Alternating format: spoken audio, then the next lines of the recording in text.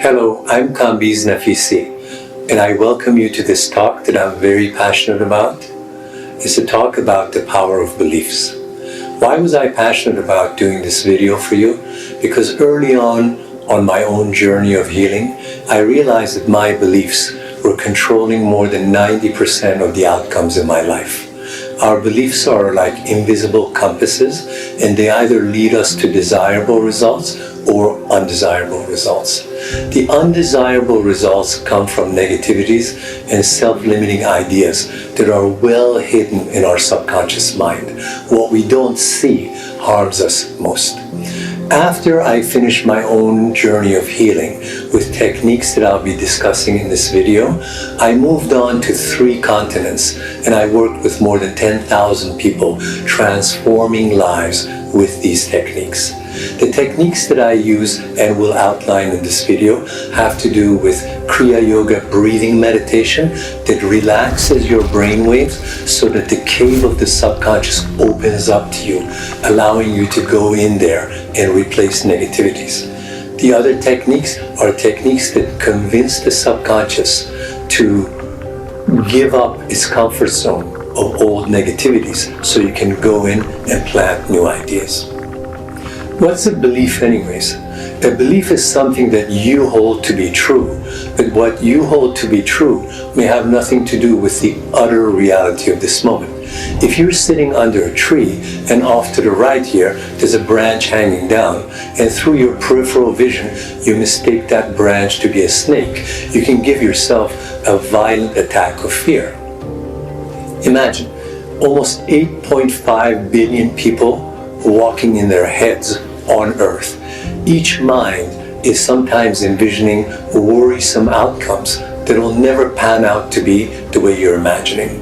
I mean, you go back to kindergarten, you tell me how many of your worries to date have panned out to be the way you imagined them. Our beliefs are like lenses that cover up our eyeballs. We actually experience everything that's before us after those incidents pass through the filter of our beliefs. Imagine we take a hypochondriac, somebody who's constantly worried about illness.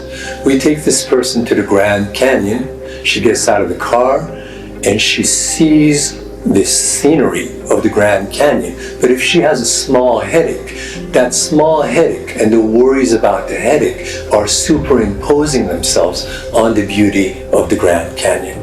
What I'm saying is we all see what we want to see. I remember a lady student of mine, and she said when she was 4 months pregnant, she would walk into town and the only thing she would notice were other pregnant women. We see what we want to see. There's a deeper layer to this talk about beliefs, and that is the quantum world. The ancient yogis and modern quantum physicists say that who we call our creator is an energy field of consciousness. In other words, space is not a vacuum. Space is not empty. All of our planet is enveloped by a net of consciousness.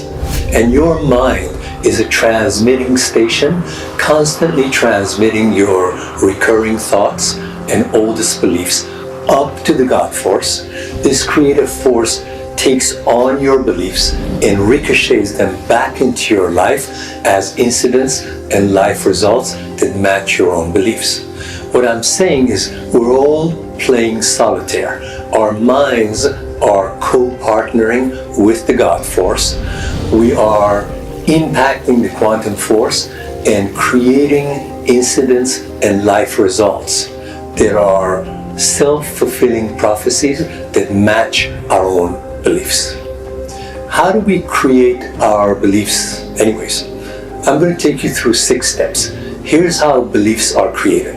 Number 1, an incident happens. Right after the incident happens, you come up with a perception of what happened. You interpret what happened. When you repeat that interpretation, step 2, you create a core belief.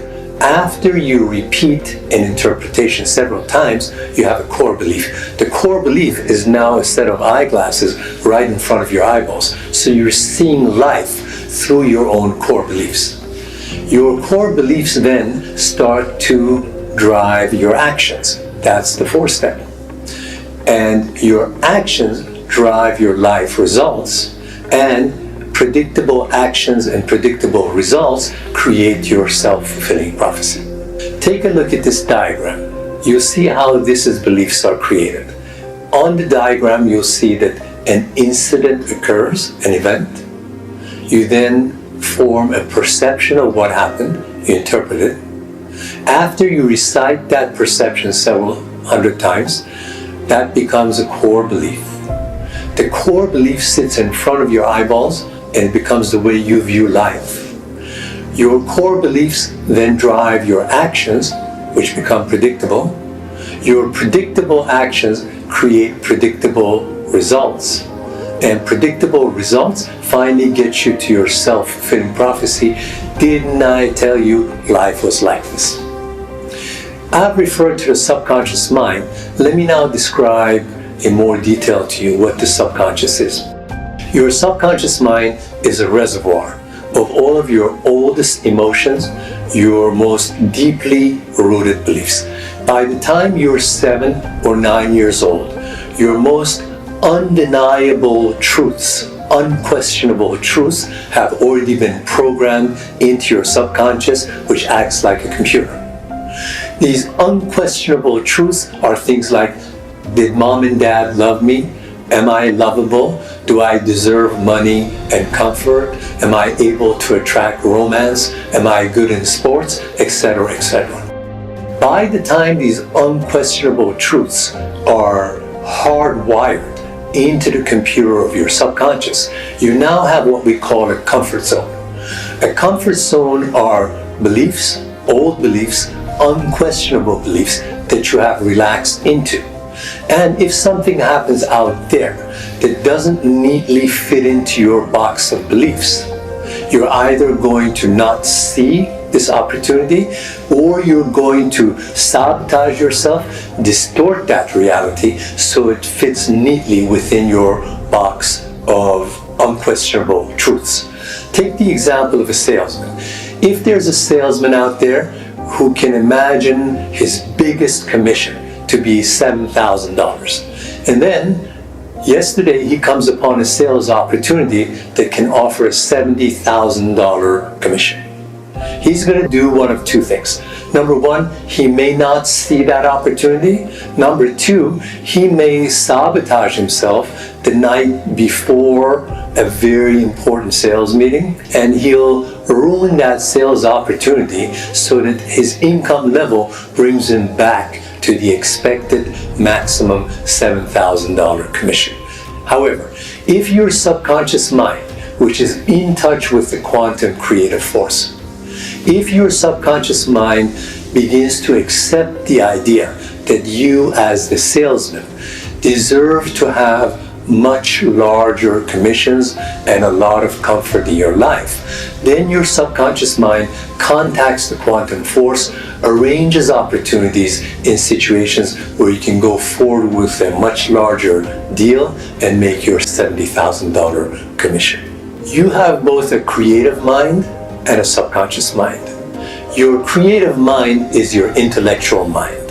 Your intellectual mind is in charge of analysis, planning, decision-making, scheduling, and prompting you into action. Let's imagine that you want to take some Spanish language classes. Your intellectual mind looks up the community college course catalog, schedules your 2 classes per week, goes to the registrar, writes out the check, and gets you into that classroom. Your subconscious mind is just a habit mind. It's a machine. And in that Spanish class, your subconscious mind is just absorbing repetitive exercises in vocabulary and grammar. So a year later, when you're speaking Spanish, it's not your intellectual mind that's allowing you to speak Spanish. You're dipping into your subconscious mind, and that subconscious mind has memorized through repetition, vocabulary, grammar, and the Spanish language. Same thing with playing the piano. When you're playing Beethoven on the piano, your intellectual mind is not thinking of which keys to press. Your subconscious mind has memorized through repetition which keys to press. Your subconscious mind can process something like 4 million pieces of information per second, whereas your intellectual mind can only absorb and process 4 pieces of information per second. This tells us that your subconscious mind is much, much more powerful. And if you want to get something major done in your life, you'd better learn how to get the cooperation of your subconscious mind to get things done. In a moment, I will tell you how to speak the language of the subconscious so you can get it to cooperate. Okay, so here's how we're going to reprogram negativity in the subconscious mind. We're going to learn the language that the subconscious understands so you can get in there, pluck out negativities, and plant empowering ideas instead. Number 1, you must relax your brain. I can teach you Kriya Yoga breathing meditation. It's a form of breathing, and after about 2.4 minutes of this breathing, your brain waves relax. Your brain goes from the very busy beta waves, which is your rational thinking, to the theta waves. Theta waves are very relaxed brain waves that represent the state of deep sleep or deep meditation. After you've done that breathing, you're now ready for the second step for reprogramming. The second step is we must go into the subconscious mind that is now open through relaxing breath, and we start to identify a liar that lives in your subconscious mind. There is a liar living in each mind. This liar gives you false advice like, I'm not worthwhile, nobody in my family has ever made big money, I can never lose this weight, beyond the age of 60 I'm going downhill, etc., etc. So once we identify the liar, we then go to the third step of going into the subconscious computer and reprogramming it. Because remember, we've relaxed the brain waves, the subconscious cave has opened, we have identified the liar. Now with that open subconscious mind, we go in there and we do reprogramming. How do we reprogram the subconscious mind? Number 1, the subconscious understands pictures better than sentences. So visualization. I want you to visualize the desirable outcome that you want. Use your 5 senses in the visualization. Smell the outcome that you want. Touch the outcome that you want. Taste the desirable outcome that you want. The visualization is very real, employing your 5 senses. Another technique for reprogramming, these are called affirmations. These are short, repetitive sentences in the present tense. Every day, I am becoming healthier, wealthier, and happier. Every day, I'm becoming healthier, wealthier, happier. You keep repeating that because the subconscious understands repetition. These affirmative sentences will be memorized, understood, and accepted. Next, invoke the emotion as if you have already arrived at that desirable place in life. For example, if you're single and you're desiring a very beautiful, loving relationship, you must close your eyes and invoke the emotion of being in the embrace of somebody who loves you unconditionally, who stand by your side lifelong. So invoking emotions is a language that the subconscious mind understands. Finally, repetition, repetition, repetition. The main thing that the subconscious habit mind understands is repetition. The more you repeat, the more it memorizes. Once it memorizes and accepts the reality that you want, it'll turn everything upside down. It'll contact the quantum force and it'll bring about incidences and events that'll enable you to get to the place that you want.